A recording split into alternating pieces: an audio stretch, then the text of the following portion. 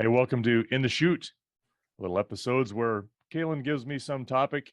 I try to answer, mostly honestly, sometimes pull it out of a hat. No, I'm just kidding. Give you my honest opinion. Calen, what do you got today? So recently, you and mom traveled to the western part of Montana, near our business partners, the Dunroven Ranch, who also have horses, Tennessee Walkers, I might add. We have Tennessee Walkers, they have Tennessee Walkers, which is a breed of horse. But then you also went to some other people that we know at the Lazy Souza Mountain Meadow Ranch, where they breed and train Tennessee Walker horses and I think you said Highlands, and then occasionally some Mastiff dogs as well. And the really what we wanted to talk about today was the different ways in which we operate for horses specifically. So all three organizations have Tennessee walking horses, but they breed and sell them and train them or not train them for various purposes. I just wanted you to kind of use that as an opportunity to explain how the three of us kind of do our own thing while also having similar horses or animals that we have around. Yeah, it's interesting. We could spend probably more time than we really want Yeah. to on it, but uh, like the Dunroven Ranch is a basically it's like a dude ranch that has horses for riding pleasure, getting out, taking some trail rides, things like that, getting people first timers on a horse and having that very low level expectation out of a horse where they're just sitting on it and guiding it around or going with somebody. Completely uh, more like a vacation type venue, or also for some local, take an afternoon and go take a ride for an hour or 2 hours or whatever their packages are. And so they don't train per se, but then we have the program they do with us where we do train, teach their folks who are willing to learn, and then pair them up with a horse that may or may not be willing to learn, but we're trying to do the same thing and educate people across literally the planet on Well, and to add horses. to that, the training for them is for the animal that will stay at Dunroven Ranch. They're Yeah. not training the horse to then sell it outside the organization or to give it to Yes. somebody else. Good point. No, that's a very Yeah. good distinction there, because they're not into production for anyone else or for prospective sales. Uh, the other place, Sousa's, they've been in horses a long, long time. They used to do a lot of showing and are very good at it. Both Jan is the mom, love Jan. Kate's the daughter, and uh, Jan was married to a guy named Mike, Kate's dad, and they did a lot of that kind of work. And they also were serious breeders and still are serious breeders, where they collect semen on some horses, some of these stallions, and then AI mares to, you know, all over, either can send straws of semen to someone across the nation or across the globe, and try to, make these bloodlines um, go as far as they can.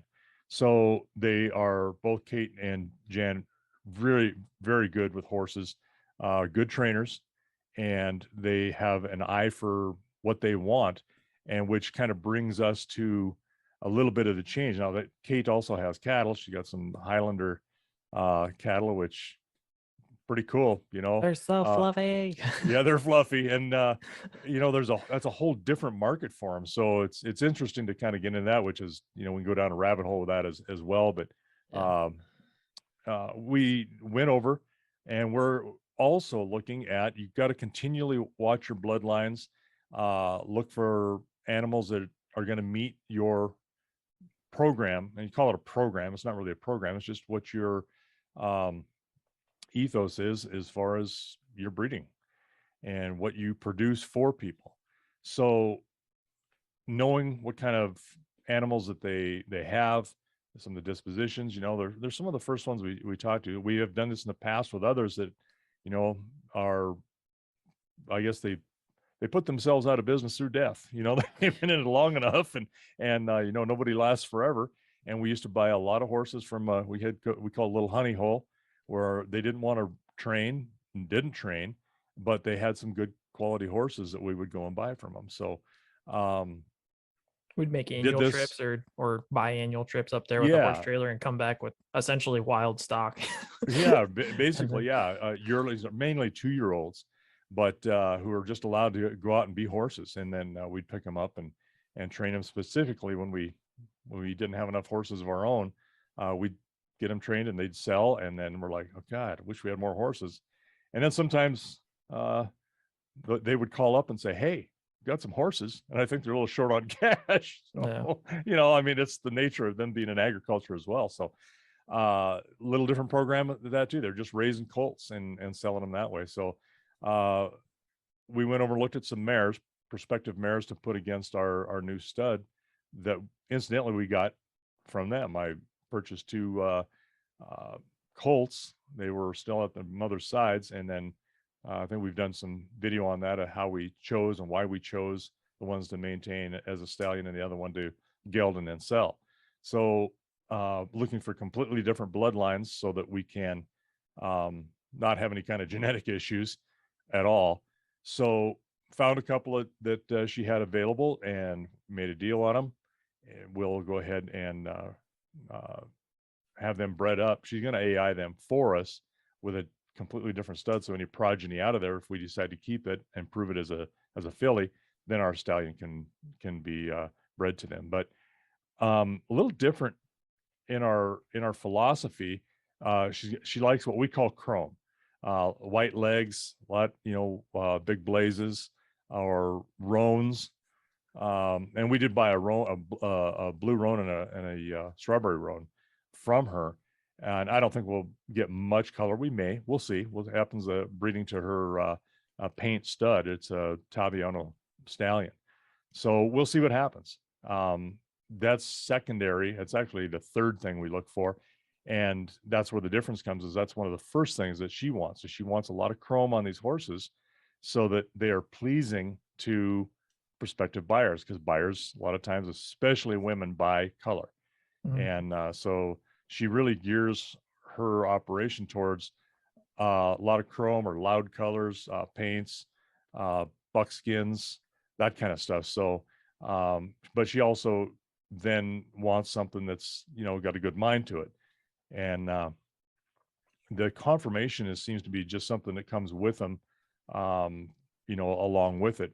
Where our primary is the mind first, then the conformation, and then color is, if they turn out to be a little bit chromy and can put a little bit more cash on them because of the desirability of, having a red Corvette versus a pink Mustang.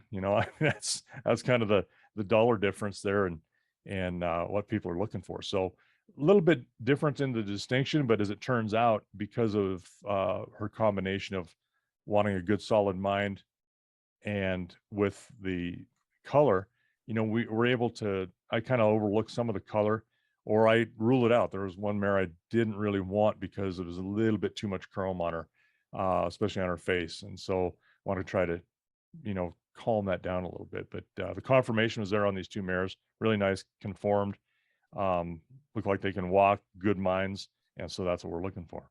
The Souzas mostly breed for and train for show. Is that correct? Yeah, but I don't think that they're not showing much anymore. Okay. They're I don't believe, and they, as life goes on, you've only got so much time in every day to do Yeah. what you want to do. And I love Kate. She is, oh my God, she's a squirrel.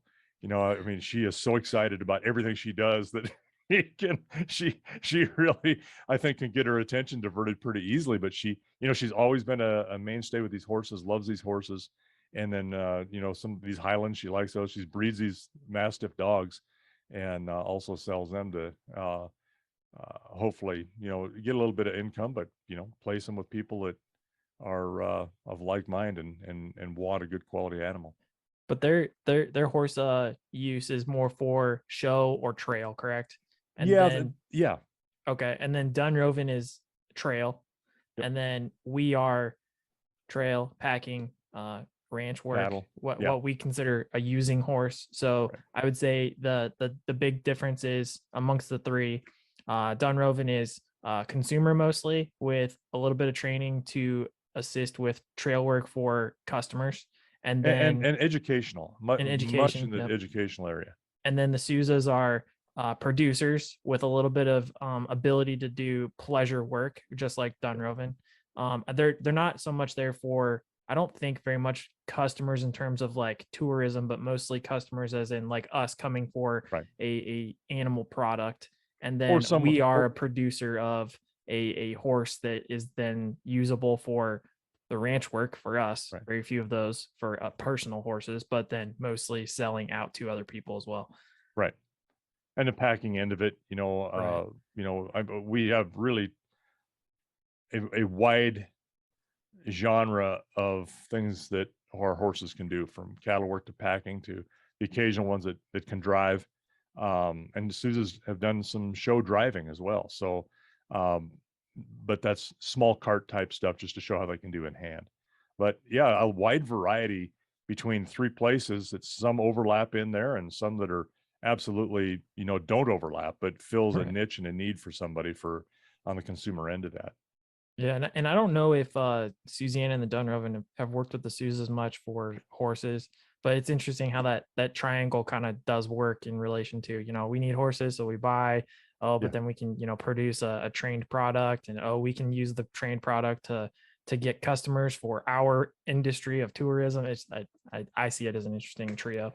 Yeah, and they have, and Sousa's have also produced horses for Dunroven as well, and bred mares for them. So yeah, there's kind of a round robin of, we all kind of help each other out and do for each other to fill each other's needs a little bit.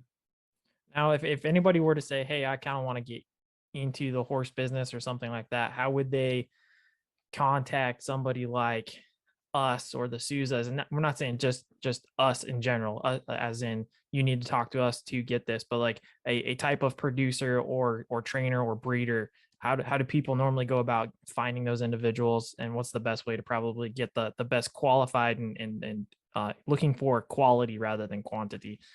Well, and that's has changed over the years. It used to be just basically word of mouth, Yeah. and people would just literally, the phone would ring, and it still does. Somebody heard from somebody who said, hey, give them a call. And now that's changed somewhat, where people can get on a computer, and that's what brought us into more of the computer age as well. As we had to build a website because people were interested and they wanted to know more.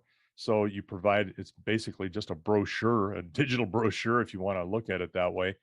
And we used to have the old business cards, and I seldom use business cards anymore, because people have a phone in their hand, Yeah. and you can just tell them the address and they look it up. So, business cards are, for us, kind of they're kind of in the Stone Age. Yeah. I Really. have a QR code on my phone. People have asked about the ranch, and I have a QR code phone Yeah. or QR code, and they take a picture of it and it takes them straight to the YouTube page, So, and yeah. they can take all the links from there. Isn't that crazy? I mean, Yeah. yeah, how that's evolved, but um, no, regardless of who you're looking at, and it doesn't matter whether you're, selling widgets or horses or dogs or whatever. Um, Reputation follows people, and word of mouth follows people, good and bad. So start asking around. Once you think you see something, don't just look at what the product is, because the Yeah. product may not necessarily be what it is. It could have a fancy paint job on something that's not going to run, 1 minute. and so being able to make that connection with others who have experienced what your program is to offer is the most important. And I think that's we're really proud to show that past. We've got a file full of recommendations from people or their experiences, and there's online too, digitally, and there's so many I seldom even ask for them anymore, because they're kind of irrelevant. I mean, they've really covered it for us. So that's it. Buyer beware. I mean, there's some not good people out there in any professions, but you try to work with the ones that are good. Yeah. And to finish that off, I would say a lot of people now do videos with YouTube, Facebook, Twitter. It's all over there. So check out maybe some of their end products. Like us, we've just started putting on some of the end products of when a horse goes home or when they're being sold, what they look like and the finished product and the performance that they'll do. And it's easy to add that and kind of get an overall understanding of it. So with that, we'll take that conversation and put it out to pasture.